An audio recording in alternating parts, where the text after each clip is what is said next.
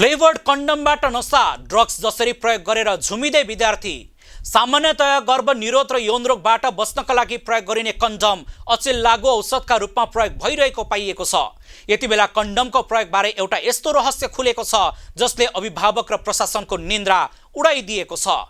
Times of इन्डियाको report अनुसार घटना पश्चिम बङ्गालको दुर्गापुर भन्ने ठाउँको हो। सोच्नुपर्ने कुरा के छ भने कन्डमलाई नशा बनाएर प्रयोग गर्ने प्राय सबै विद्यार्थी छन्। पश्चिम बङ्गाल दुर्गापुरका सिटी सेन्टर, विधाननगर र मुचिपारा जस्ता क्षेत्रमा कन्डमको माग अप्रत्याशित रूपमा बढेको छ।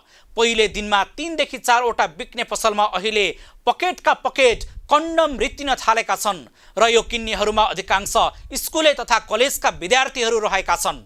तपाईलाई कौतूहलता होला कसरी बनाइन्छ यो विषालु झोल। जानकारहरूका अनुसार यो नशा गर्ने तरिका निकै घिनलाग्दो र खतरनाक छ। यो नशा बनाउन फ्लेवर्ड कन्डमलाई तातो पानीमा लामो समयसम्म भिजाएर राखिन्छ। तातो पानीमा भिजाउँदा कन्डममा भएका अर्ग्यानिक मोलिक्युलहरू फुट्छन् र अल्कोहलिक कम्पाउन्ड बन्छन्। कन्डमलाई सुगन्धित बनाउन प्रयोग गरिने पदार्थ र डेन्ड्राइटमा पाइने मादक तत्त्व एउटै प्रकृतिको हुने भएकाले उक्त पानी पिउँदा प्रयोगकर्तालाई नशा लाग्ने गर्दछ। यसरी कन्डम भिजाएको पानी पिउनु स्वास्थ्यका लागि स्लो पोइजन सरह हो। चिकित्सकहरूका अनुसार यसले निम्त्याउने समस्याहरू यस्ता रहेका छन्।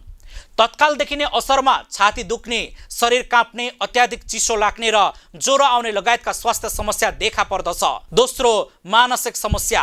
यसले मस्तिष्कको कार्यक्षमतामा गम्भीर असर पुर्याउँछ र मानिसलाई मानसिक रूपमा विक्षिप्त बनाउन सक्छ।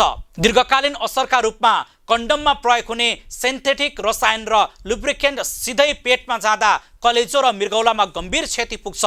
नशाको खोजीमा युवा पुस्ताले अपनाएको यो बाटो आत्मघाती छ। यस्ता भ्रामक र खतरनाक प्रयोगहरूबाट टाढा रहौं र आफ्नो वरपरका साथीभाइ वा छोराछोरीको व्यवहारमा ध्यान दियौं।